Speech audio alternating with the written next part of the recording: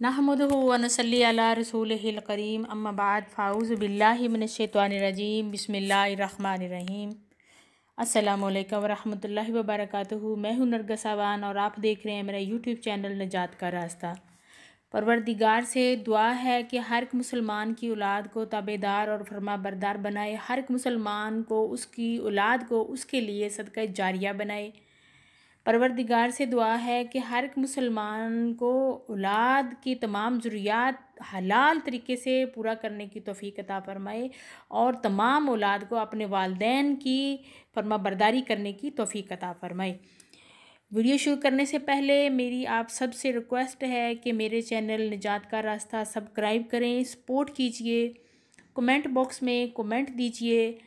और इस तरह चूँकि ये इस्लाम के बारे में बताई जाने वाली बातें हैं, कुरान और सुन्नत के मुताबिक वज़ाइफ और अहादीस के मुताबिक सारी बातें हैं, लिहाजा आप दूसरों के साथ शेयर करके सदका जारिया हासिल कीजिए, क्योंकि नेकी की बात को फैलाना सदका जारिया है। आज की वीडियो में हम बात करेंगे नाफरमान औलाद के बारे में और उन वालिदैन के लिए जो कि अपनी औलाद की वजह से, उनकी नाफरमानियों की वजह से या उनके गलत किस्म की हरकत व सकनात की वजह से बहुत ज़्यादा परेशान और नाला हैं, उनके लिए ये बहुत ही ख़ास वीडियो होने वाली है। तो लिहाजा इस वीडियो को पूरा देखें और इस पर अमल करके अपने आप को और अपनी औलाद को पुरसुकून से ज़िंदगी मुहैया कीजिए। सबसे पहले मैं बात करती हूँ कि औलाद नाफरमान क्यों होती है। जब एक औरत हामिल होती है तब से लेके अगर हम चाहते हैं कि हमारी जो औलाद है वो फरमाबरदार हो, सिरात मुस्तकीम पे चलने वाली हो और दीन इलाही की इत्तबा करने वाली हो, नेक कामों में ज़्यादातर मशगूलियत करने वाली हो, तो हमें हमल के दौरान औरतों को अपने आप को दीन के साथ बहुत ज़्यादा अटैच रखना है। अगर आप हमल के दौरान में 5 वक़्त की नमाज की अदायगी करेंगी, खुश इखलाकी पूरे 9 माह के रहेंगी और अच्छे तरीके से रहेंगी और 9 माह में अगर आप अपने वालिदैन की फरमाबरदारी करेंगी, अपने शौहर की फरमाबरदारी करेंगी, किसी भी किस्म की ग़ीबत से, किसी भी किस्म की लड़ाई से, किसी भी किस्म की ऐसे फसाद दंगे से अपने आप को महफूज रखेंगी, बचा के रखेंगी और 5 वक़्त की नमाज की पाबंदी करेंगी, तो इंशाअल्लाह पैदा होने वाला बच्चा हो या बच्ची हो बहुत ज़्यादा ज़हीन, बहुत ज़्यादा फरमाबरदार और ज़िंदगी में ना सिर्फ आपके लिए एक बाइसे फ़ख्र होगा बल्कि पूरी कौम, पूरे अपने मुल्क के लिए बाइसे फ़ख्र होगा और एक मिसाल होगा। तो लिहाजा मेरी तमाम बहनों से ये दरख्वास्त है कि जब वो हामिल हों तो अपने अखलाकियात को बहुत अच्छा रखें, अपने आप को उन दिनों में पूरे 9 माह आप यूँ समझें कि एक आप ऐसे प्रोसीजर से गुज़र रही हैं जिसका असर आपको ऐसे मिलेगा कि अगर आपने ये 9 माह जो हैं वो अच्छे से ना गुजारे, अल्लाह के दीन की इत्तबा करके ना गुजारे या कुछ भी हराम खा लिया और कुछ भी गाली गलौज कर ली, कुछ भी ऐसा अखलाकियात के दायरे से गिरी हुई हरकत की, तो ना सिर्फ आपको उसका अज़ाब होगा बल्कि वो अज़ाब आपकी औलाद की सूरत में भी होगा, क्योंकि इंसान के जो गुनाह होते हैं वो बाज़ दफ़ा उसकी अपने इस सूरत में भी उसको ज़ाहिर किए जाते हैं कि अल्लाह पाक उसकी सज़ा जो है वो उसकी औलाद को नाफरमा बनाकर और उसकी औलाद को दीन हदायत से हटाकर उसको देता है, क्योंकि जो नेक और सालिह औलाद इंसान छोड़कर दुनिया पे जाता है उसकी नेक और सालिह औलाद उसके लिए सदका जारिया होती है। जिस औलाद को वालिदैन ने नेक काम करने की तलकीन की और जिसको अच्छी तरबियत की और जब उनके जाने के बाद औलाद अगर नमाज़ पढ़ती है तो उसमें भी एक दुआ है, रब्बि जअलनी मुकीमस सलाति व मिन ज़ुर्रिय्यती। इस दुआ को पूरा पढ़ें, इसमें हर नमाज के बाद वो अपने वालिदैन के लिए दुआ कर रहे होते हैं। तो ये एक सदका जारिया होता है हर एक इंसान के लिए। तो लिहाजा मेरी आप सब से ये रिक्वेस्ट है। और दूसरी चीज़ ये सिर्फ ना सिर्फ माँ के लिए है, वालिद के लिए भी यही बिल्कुल इसी तरह से है कि जब उसके दिल में ये हो कि मैंने वालिद भी बनना है और उसका फिर हमें दुनिया में भी सिला मिलेगा अच्छे कामों का और आखिरत में भी जाके मिलेगा, और उसके लिए उसको चाहिए कि औलाद, आने वाली औलाद को हर तरीके से हलाल और तैयब तरीके से कमा के हलाल रोज़ी उसको खिलाए। तो औलाद अगर आपकी नाफरमान है तो उसके लिए बहुत ज़्यादा ज़रूरी है कि आप एक तो नमाज की पाबंदी खुद करें। वालदैन जो हैं अगर औलाद नाफरमान है, आपकी नाफरमानी कर रहा है, किसी गलत रास्ते पे चल के निकल गए हैं, बुरे दोस्तों में बैठना उठना हो गया है, ज़ाहिर है दुनिया में औलाद जो भी काम करती है तो सबसे माँ बाप को ना सिर्फ उनका दुख होता है बल्कि माँ बाप को पकड़ भी होती है कि आप आओ, आपके बच्चे ने ये कर दिया, आपके बच्चे ने वो कर दिया। तो लिहाजा आप खुद वालदैन जो हैं नमाज की पाबंदी बहुत ज़्यादा कीजिए, नमाज के साथ आप नमाज की पाबंदी कीजिए। और सबसे जो ज़रूरी चीज़ है वो नमाज के बाद आपने हर नमाज के बाद एक आयत मुबारका है, एक दुआ है, वो आपने लाजमी पढ़ा करनी है। वो क्या है? रब्बना हबलना मिन अज़वाजिना व ज़ुर्रिय्यातिना कुर्रता अय्न वजअलना लिलमुत्तकीना इमामा। ये जो दुआ है ये आपने हर नमाज में शामिल इसको कर जब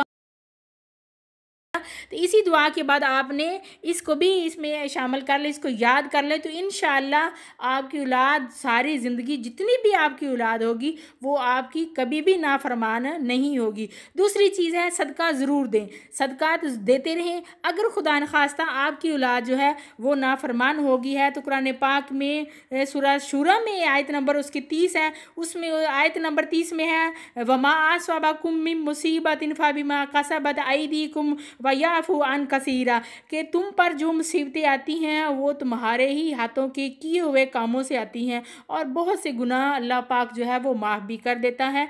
तो लिहाजा अगर आपकी औलाद नाफरमान है तो सबसे वालदैन के लिए ये है कि वो नमाज का एहतमाम करें और नमाज के एहतमाम के बाद दुआ कसरत के साथ करें और ख़ुद दुआ करें, अल्लाह पाक के आगे रो रो के दुआ का एहतमाम करें कि परवरदिगार मेरे तमाम सगीरा कबीरा गुनाह माफ़ फरमा दे। और मैं अपनी औलाद को दुआ इस तरह करें कि मैं अपनी औलाद को रब्बुल आलमीन तेरे सुपुर्द करती हूँ या करता हूँ, अगर तू उनको तमाम तर शैतान के शर अंगेजियों से महफूज फरमा, तमाम बुरे दोस्तों से महफूज फरमा, तमाम किस्म के फसादात से महफूज फरमा। और जब आप ऐसे दुआ करेंगी तमाम किस्म की तेरी नाफरमानियों से और हम वालदैन की नाफरमानियों को उससे महफूज फरमा, मैं अपनी औलाद को तेरी पनाह में देती हूँ या मैं अपनी औलाद को तेरी पनाह में देता हूँ। ये वालिद और वालदा दोनों दुआएं करें। जब आप इस तरह दुआ गिड़गिड़ा के अल्लाह के हजूर में दुआ करेंगी, जब अल्लाह पाक के हजूर में दुआ करेंगी कि मैं तेरे सुपुर्द करती हूँ अपनी औलाद को, तो वो इंशाअल्लाह आपकी औलाद को सिराते मुस्तकीम पे चला देगा। दूसरा तरीका क्या करना है कि अगर आपकी औलाद नाफरमान हो गई है तो आपने इहदिनस सिरातल मुस्तकीम, बच्चों को ये भी ज़रूर कहा करें, बचपन से ही लेके मैं बहुत कहती हूँ कि आप नमाज की पाबंदी बहुत ज़्यादा किया करें। तो आपने हर नमाज के बाद ये आयत मुबारक सूरत आपने सूरत फातिहा पूरी पढ़नी है, लेकिन ये जो आयत मुबारक है इहदिनस सिरातल मुस्तकीम ये 101 बार आपने पढ़नी है। 101 बार पढ़ने के बाद एक बार सिर्फ सूरत फातिहा पढ़नी है और उसके बाद ये इहदिनस सिरातल मुस्तकीम जो आयत है ये आपने 101 बार पढ़नी है। और 101 बार पढ़ने के बाद आपने आपके बच्चा अगर तो पास है तो उसका तसव्वुर कर उसके ऊपर फूंक देना है, अगर पास नहीं है तो उसका तसव्वुर करके उसके ऊपर फूंक देना है। और उसके बाकी जो उसकी इस्तेमाल की चीज़ें हैं, उसका खाना है, उसके कपड़े हैं, अगर वालदा मौजूद है नहीं है, वालदा जो है वो दूर है तो वालिद मौजूद है तो वो काम करे, अगर वालिद नहीं है तो वालदा ये काम करे। और अगर दूर हैं तो तसव्वुर से ही आप उसको कर सकते हैं। अगर आपके बच्चे आपसे दूर हैं तो ये आप लाजमी जिन माओं के जिन वालदैन के बच्चे प्रदेश में रहते हैं या ख़ास तौर पर यूरोप में रहते हैं वो तो लाजमी ये किया करें कि आपने इहदिनस सिरातल मुस्तकीम 101 बार पढ़ी और अव्वल आखिर 11 बार और अव्वल आखिर 11 बार आपने दुरूद पाक की तिलावत की और उसके अंदर आपने इहदिनस सिरातल मुस्तकीम 101 बार पढ़ के आपने बच्चे को दम कर दिया करें। और अगर बच्चा पास है उसके कपड़े, उसके खाना, उसकी ज़रूरत की हर चीज़ पे आप फूंक दिया करें, बच्चा पास है तो उस पर भी फूंक दिया करें। दूसरा तरीका तो आपको ये है। तीसरा तरीका, आप बच्चे को, अगर आपका बच्चा जो है वो छोटा है या आपकी बात थोड़ी बहुत सुन लेता है तो आप उसको ये ज़रूर कहें कि बेटा आपने ये 3 अल्फाज जो हैं ये आप इसमें बारी ताला के ये जो 3 नाम हैं ये आपने ज़रूर पढ़ा करें, या रहमान हो, या रहीम हो, या हादी। ये कसरत के साथ बच्चा भी पढ़े और वालदैन भी पढ़े। इंशाअल्लाह आपके बच्चे जो हैं वो फर्मा बरदार हो जाएगा। अगर बच्चे आपकी बात नहीं मानते तो आपने उनको ये नसीहत करनी है कि इनके पढ़ने से बेटा आपका कारोबार अच्छा आपको मिलेगा, आपकी जो जवानी है वो बहुत ज़्यादा माशाल्लाह से खूबसूरत होगी, आपके हुस्न और आपका निखार अच्छा होगा, आपको ज़िंदगी में अच्छी और नेक बीवी मिलेगी। और जब आप ये बात करेंगे तो बच्चे इसकी तरफ माइल हो जाएंगे और यूँ वो पढ़ना शुरू कर देंगे। और इन नामों के पढ़ने से और हकीकत में ये वाकई ऐसे ही होगा कि उसको अच्छी ज़िंदगी, अच्छी जवानी मिलेगी, अच्छी खूबसूरत जवानी मिलेगी जिनमें वो नेक काम करेगा। और दूसरा, उसको बीवी जो होगी वो अच्छी और फरमाबरदार मिलेगी और उसको कारोबार भी अच्छा मिलेगा। ये भी बिल्कुल ठीक है और ये आप ज़रूर इत्माम करें। इंशाल्लाह आपके जो बच्चे होंगे वो आपके ताबे और फरमाबरदार हो जाएंगे। अगर आप वालिदैन जो हैं, एक जो तीसरा अमल है वो ये है कि वालिदैन लाजमी तौर पे नमाज, इशा की नमाज के बाद 2 रकात नमाज तौबा की अदा करें। और तौबा की नमाज अदा करने के बाद उसके बाद रो रो के गिड़गिड़ा के जो दुआ है वो करें कि परवरदिगार, जो हमारे गुनाह हैं जिनकी वजह से जिनका असर हमारी औलाद के कामों पे पड़ रहा है, हमारी औलाद की ज़िंदगियों में असरअंदाज हो रहे हैं हमारे गुनाह, वो हमारे गुनाह माफ़ कर दे। बेशक तू रहीम है, तू रहमान है, तो परवरदिगार ज़रूर गुनाह माफ़ कर देगा। कसरत के साथ वालिदैन जो हैं वो अस्तगफिरुल्लाह का विर्द करें। अगर जाने अनजाने में कोई गुनाह ऐसा उनसे सरजद हो गया है तो सच्चे दिल से वो उस गुनाह से तौबा करें। परवरदिगार का फरमान है कि जब भी मेरा मोमिन बंदा मेरे दरबार में आके हाज़िर होके सिर्फ एक आंसू गिरा के तौबा करता है तो उसके समंदर की झाग के बराबर के गुनाह हों तो मैं वो भी माफ़ कर देता हूँ। आसान सा अमल है कि आप जब नमाज की पाबंदी कर लें, 5 वक्त की नमाज अदा करें। 5 वक्त की नमाज के हर सजदे में आपने क्या पढ़ना है, रब्बी ग़फिरली। हर 2 सजदे में आप एक सजदा करके उठ के बैठे हैं, जब जलसा में आपने बैठना है तो आपने क्या पढ़ना है, रब्बी ग़फिरली, और फिर दूसरे सजदे में जाना है। तो आप जब बैठते हैं उठ के अल्लाह अकबर कह के बैठते हैं तो ये अमल करें, आपके जितने भी गुनाह होंगे अल्लाह पाक माफ़ फरमा देगा। ये नबी अकरम सल्लल्लाहु अलैहि वसल्लम पढ़ा करते थे। उसके बाद गुनाहों की बख्शिश के लिए है कि समंदर की झाग के बराबर भी गुनाह हों तो आपने क्या करना है, रात सोने से पहले ईशा की नमाज के बाद आपने पढ़ना है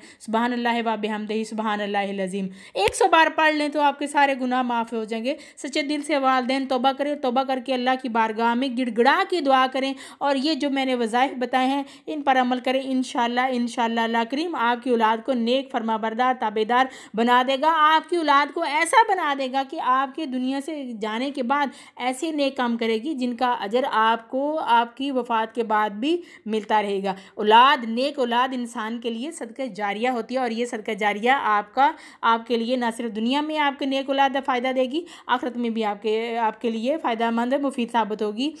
इसी के साथ ही इजाज़त दीजिए, दीन के साथ खुद भी जुड़े रहिए और अपनी औलाद को बचपन से ही दीन की तरफ माइल रखिए। इजाज़त दीजिए, फिर इंशाल्लाह हाज़िर होंगी।